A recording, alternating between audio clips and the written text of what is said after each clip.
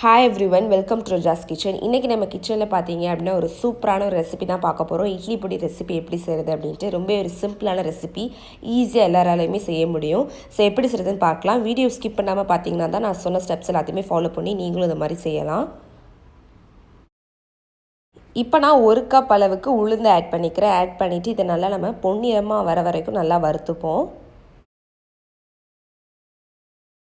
கருகிராம இந்த மாதிரி நல்லா பொன்னிறத்துக்கு வறுத்துக்கோங்க. இப்போ நம்ம ஒரு பிளேட்டில் இதை மாற்றிடலாம். இந்த மாதிரி நல்லா பொன்னிறத்துக்கு வறுத்த பிறகு ஒரு பிளேட்டில் மாற்றிட்டு ஆற வச்சிடலாம். இப்போ நான் 1/2 கப் கடலை பருப்பு எடுத்திருக்கேன். 1 கப் உளுந்துக்கு 1/2 கப் கடலை பருப்பை ஆட் பண்ணிக்கோங்க. ஆட் பண்ணிட்டு நல்லா பொன்னிறத்துக்கு இதே நம்ம நல்லா வறுத்துப்போம். இப்போ பொன்னிறத்துக்கு நம்ம நல்லா வறுத்தாச்சு. இப்போ நம்ம அதையும் பிளேட்டில் ஆட் பண்ணிவிட்டு ஆற வச்சிடலாம். நான் 2 டேபிள் ஸ்பூனுக்கு கருப்பு எள்ளு ஆட் பண்ணியிருக்கேன். நல்லா வறுத்துக்கலாம். கருப்பு எள்ளு ஆட் பண்ணிங்கன்னா தான் நல்லா வாசனையாக இருக்கும். ஸோ அதனால தான் நான் வந்து கருப்பு எள்ளு ஆட் பண்ணியிருக்கேன்.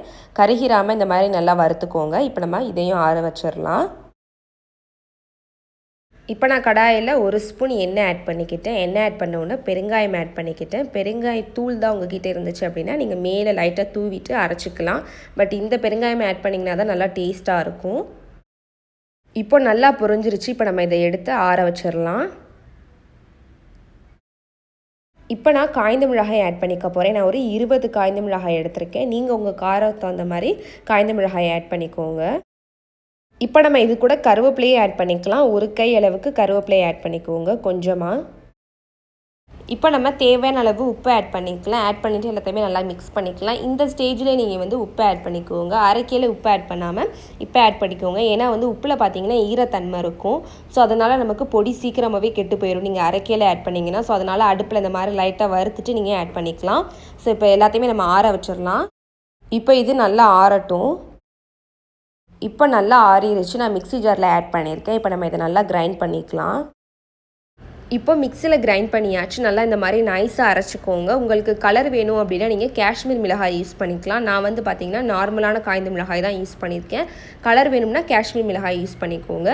ரொம்ப ஒரு சிம்பிளான ரெசிபி தான். அவ்வளோ டேஸ்ட்டாக இருக்கும். நீங்கள் இதை இட்லிக்கு மட்டும் இல்லாமல் தோசைக்கும் வச்சு சாப்பிட்லாம். அவ்வளோ டேஸ்ட்டாக இருக்கும். சில நேரங்கள் நமக்கு சட்னி வைக்கிறதுக்கு அலுப்பாக இருக்கிற டைமில் இந்த மாதிரி நம்ம ஸ்டோர் பண்ணி வச்சுக்கிட்டோம் பொடி அப்படின்னா ஈஸியாக நம்ம எடுத்து வச்சு சாப்பிட்றலாம். ஸோ ரொம்ப ஒரு சிம்பிளான ரெசிபி தான். ஸோ கண்டிப்பாக வீட்டை ட்ரை பண்ணி பாருங்கள். ட்ரை பண்ணி பார்த்துட்டு எப்படி இருந்துச்சு அப்படின்னு சொல்லிட்டு கமெண்ட்ஸில் ஷேர் பண்ணிக்கோங்க. இந்த வீடியோ பிடிச்சிருந்தா லைக் பண்ணுங்கள். உங்கள் ஃப்ரெண்ட்ஸும் பார்க்க நினச்சிங்கன்னா மறந்துடாமல் அவங்களுக்கும் ஷேர் பண்ணிடுங்க. சேனலுக்கு புதுசாக இருக்கீங்கன்னா மறந்துடாமல் சேனலை சப்ஸ்கிரைப் பண்ணி வச்சுக்கோங்க. கூட இருக்கிற பெல் ஐக்கானையும் கிளிக் பண்ணிக்கோங்க.